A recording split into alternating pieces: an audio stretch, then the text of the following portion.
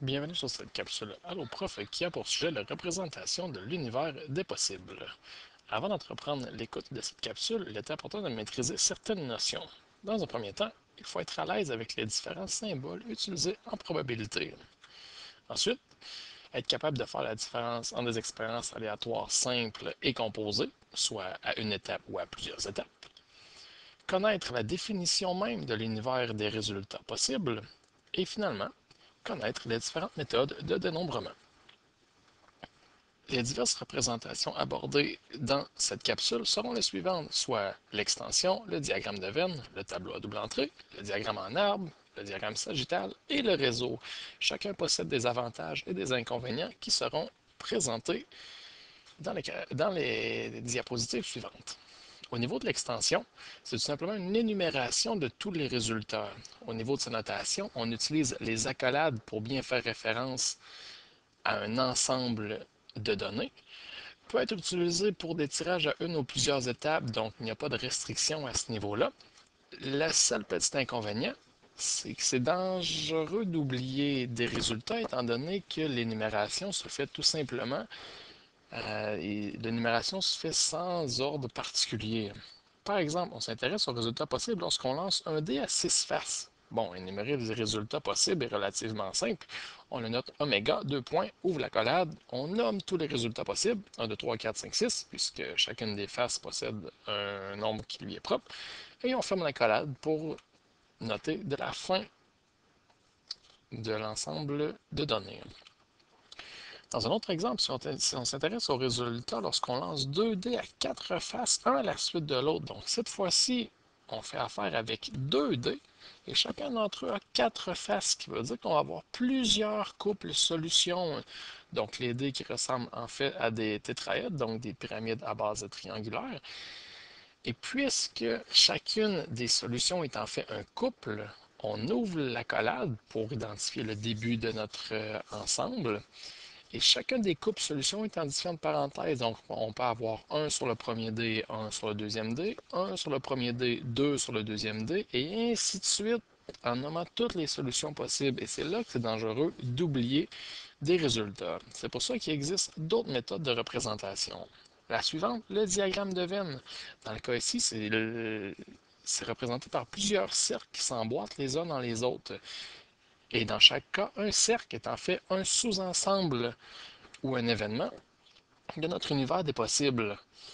L'avantage, c'est qu'il est assez facile de voir, d'établir différentes relations entre chacun des ensembles de données, sauf que on peut simplement le faire avec des tirages qui sont à une étape seulement et on ne peut pas aller plus loin que trois sous-ensembles de notre univers des possibles.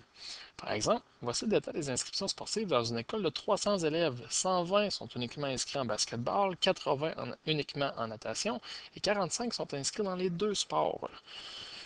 On représente d'abord notre univers des possibles qui est délimité dans cette figure. On a un premier ensemble, soit l'ensemble A, qui représente les 120 élèves qui se sont inscrits en basketball. Un deuxième ensemble, l'ensemble B, qui représente les 80 élèves qui sont uniquement inscrits en natation. Or, pour les 45 qui sont inscrits dans les deux, cette quantité va se retrouver dans l'intersection des deux cercles, puisque les 45 doivent faire partie des deux ensembles en même temps. C'est pour ça qu'il était clairement spécifié que les 120 étaient uniquement en basketball, donc ils devaient faire partie uniquement du cercle rouge. Même principe pour le 80, alors que la 45 doit être entre les deux. Par contre, on spécifie qu'il y a 300 élèves qui font partie de cette école-là. Ce qui veut dire que dans notre ensemble oméga au grand complet, on doit retrouver un total de 300 élèves. Or, ici, ce n'est pas le cas. Donc, pour trouver le nombre d'élèves qui n'ont pas été concernés encore, on prend notre total qui est 300 et on soustrait, on enlève chacun des élèves qui ont déjà donné leur inscription pour une activité en enlevant le 120, le 80 et le 45, qui nous donne un résultat de 55. C'est-à-dire qu'il y a 55 élèves qui sont ni dans l'ensemble A ni dans l'ensemble B, mais qu'on doit retrouver dans notre univers des possibles, puisqu'oubliez pas que l'univers des possibles représente l'ensemble des possibilités au grand total, donc tous les élèves doivent être inclus à l'intérieur de mon ensemble oméga. Par la suite, le tableau à double entrée. Donc, encore une fois, l'avantage, c'est que c'est une énumération de tous les résultats et une énumération qui est très bien ordonnée, donc qui a un risque minime d'oubli de possibilités. C'est simplement utilisé pour les tirages à deux étapes, donc pas plus, pas moins. Et il est possible d'illustrer, de représenter différentes contraintes de la situation. Par exemple, on s'intéresse aux résultats possibles lorsqu'on lance 2 dés à 4 faces, un à la suite de l'autre. Donc, un peu le même principe qu'au départ. On a notre tableau à double entrée. Donc, ma colonne en bleu représente mon premier lancé.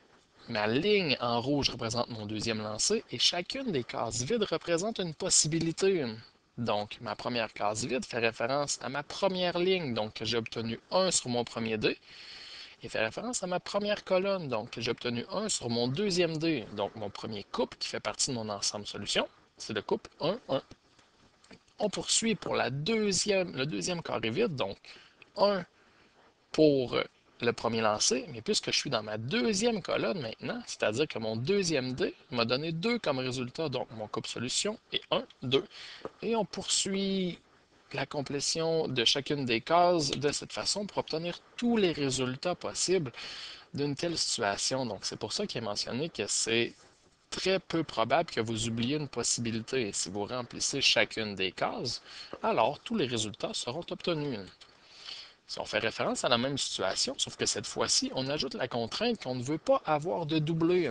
C'est-à-dire que toutes les cases pour lesquelles j'obtiens le même résultat pour le premier et le deuxième lancé, je ne veux pas les comptabiliser, je veux les éliminer. Dans le cas de mon tableau à double entrée, ça se trouve être les cases qui sont situées sur la diagonale. Alors, je peux tout simplement les marquer d'un X et continuer à remplir les autres cases pour énumérer tous mes résultats possibles, qui me donnent mon ensemble oméga. Au niveau du diagramme en arbre, encore une fois, ça nous permet d'énumérer tous les résultats. Il y a un risque minime d'oubli parce que l'énumération des résultats est assez structurée. On peut le faire avec un tirage à plusieurs étapes et ça illustre bien les différentes contraintes. Or, ça peut devenir assez complexe comme diagramme. Par exemple, on s'intéresse au nombre de combinaisons possibles lorsqu'on tire avec remise 2 billes d'une urne en contenant une rouge, une bleue et une verte. Ainsi, notre diagramme en arbre nous donne le suivant. Si on veut avoir chacune des possibilités, on n'a qu'à suivre chacun des chemins pour ensuite indiquer le résultat au départ. Donc, si je regarde dans mon premier tirage, ce qui est à dire que j'obtiens une rouge en premier et une rouge en deuxième, qui me donne le résultat suivant. Pour ma deuxième possibilité, on se retrouve toujours dans la première branche rouge, donc rouge en premier, sauf que cette fois-ci, on se dirige vers la bleue en deuxième, donc on obtient rouge-bleu, et on poursuit de cette façon jusqu'à la fin pour énumérer tous nos résultats possibles, ce qui ici représente tous nos résultats qui sont dans notre ensemble oméga.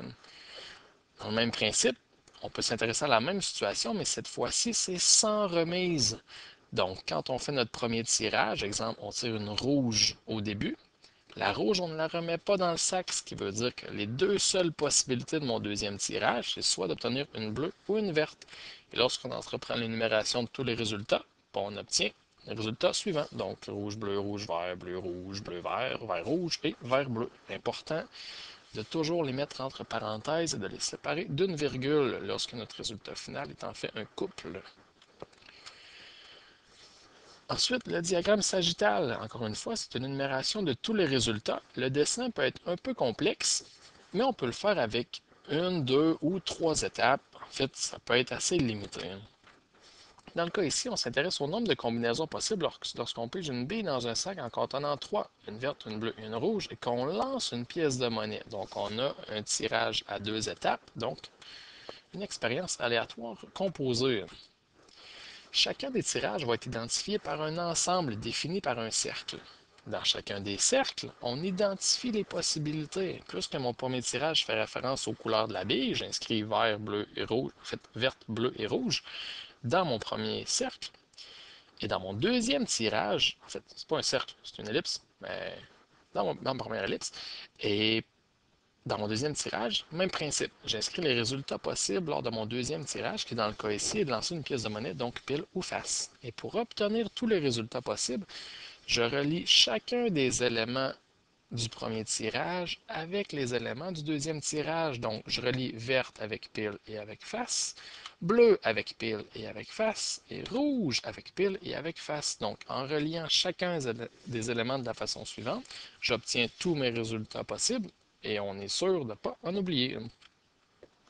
Au niveau du réseau, c'est un peu le même principe que le diagramme sagittal, mais qui se présente d'une façon un peu différente. Donc, on reprend la même situation pour bien illustrer la différence entre les deux. Donc, cette fois-ci, mon premier tirage et mon deuxième tirage, je vais toujours énumérer leurs résultats. Or, au lieu de les inclure dans un ensemble fermé représenté par une figure géométrique, on va se faire des réseaux, donc plein de petits chemins qui représentent toutes nos différentes possibilités. Donc, au niveau de mon premier tirage, je peux obtenir une verte pour ensuite, lors de mon deuxième tirage, obtenir pile. Donc, à chaque fois que j'obtiens un nouveau résultat possible, je le marque d'un nouvel arc de cercle qui définit là, la réponse finale. Et on poursuit pour faire tous les résultats possibles. Donc, mon premier tirage, je peux obtenir une verte, mais je peux également obtenir face lors de mon deuxième tirage. Donc, je dois établir un nouvel arc de cercle qui définit cette solution. Et on réutilise le même principe pour définir mon premier tirage d'une bille bleue et pour mon deuxième tirage qui va être soit pile ou soit face. Et avec la bille rouge pour obtenir pile ou face. Donc ici, l'énumération devient un peu plus difficile puisqu'il faut parfois passer par le même arc de cercle pour représenter deux solutions différentes. Si vous avez besoin de plus d'informations, vous pouvez toujours consulter notre bibliothèque virtuelle.